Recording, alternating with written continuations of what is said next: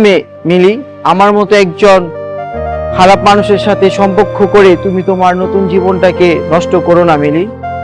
আমাকে ভুলে গিয়ে ভালো একজনকে ভালোবাসো, নিজের লাইফটাকে আরো সুন্দর করে নাও।